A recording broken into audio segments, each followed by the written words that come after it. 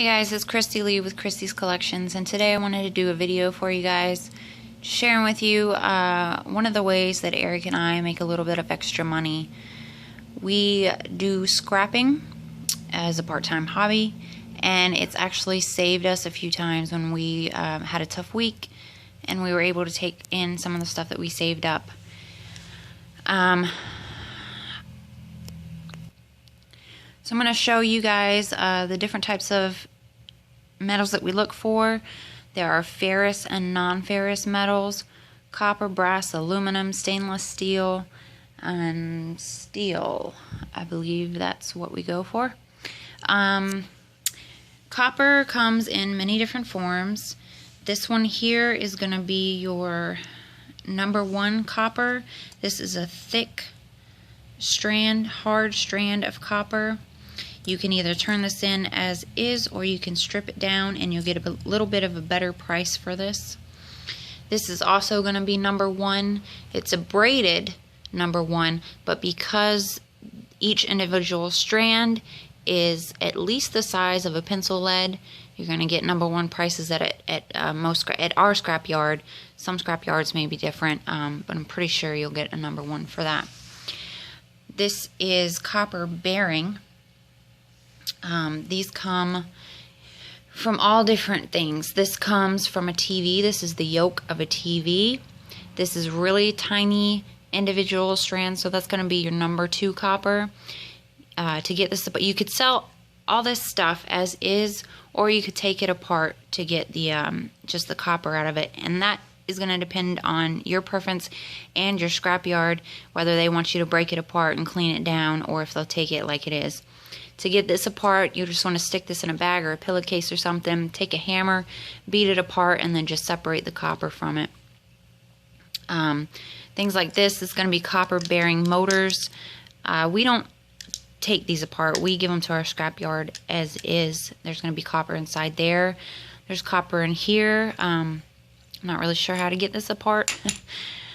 There's things like this. Our scrapyard takes it just like this. Some might want you to get the plastic and other metals off of it.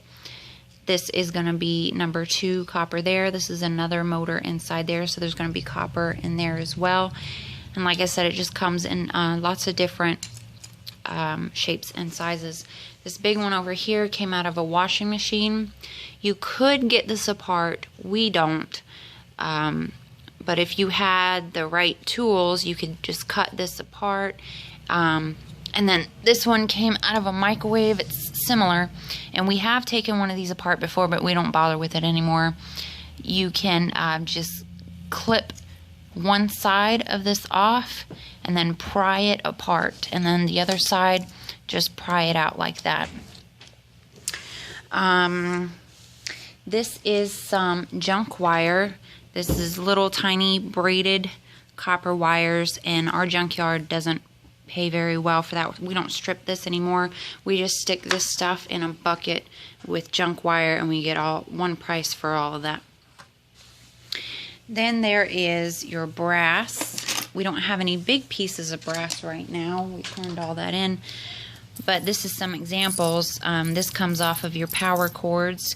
Whenever we find a TV or a microwave or something like that, we clip off the power cord, we put the cord in with the junk wire, and then we cut the little prongs off and put them in our brass pile.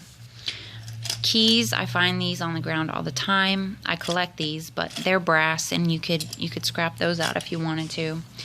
Here's some junk copper, basically, and some more there. Just save that up till you get a little bit of weight. Also, inside these are phone chargers.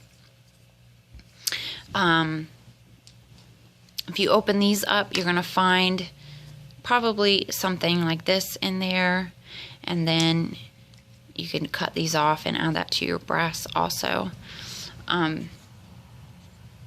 When you scrap, it's very important to have a magnet with you.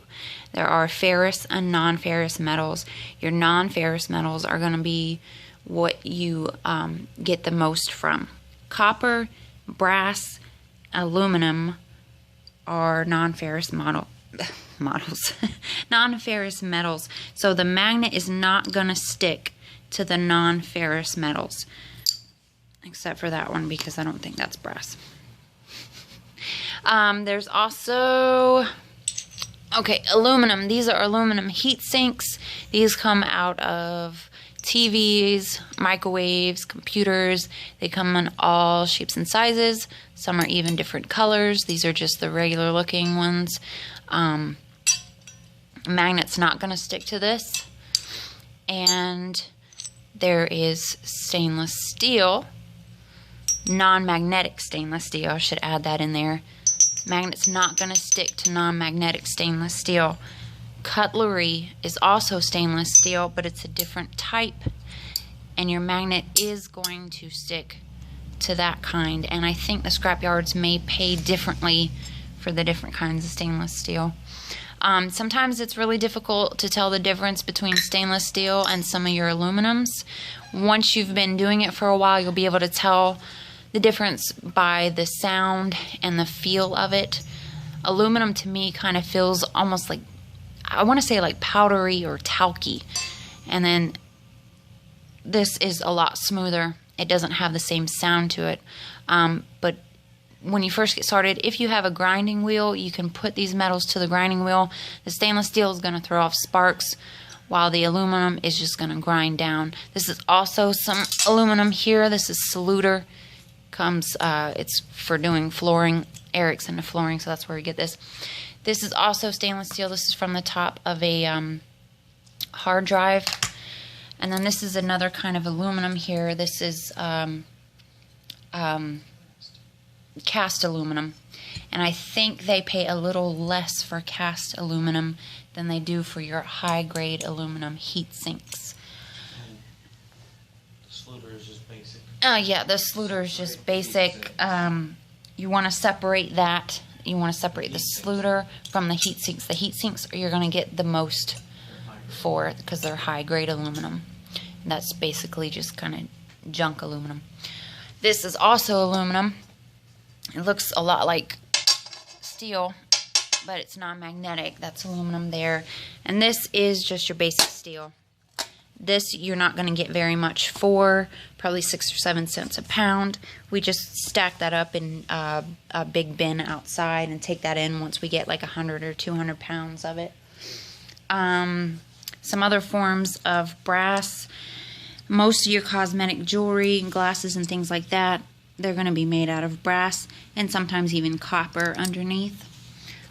And then there is also lead. I've been saving these up for a while. These are wheel weights. Some scrap yards want you to separate the metal clips from them. Some don't care.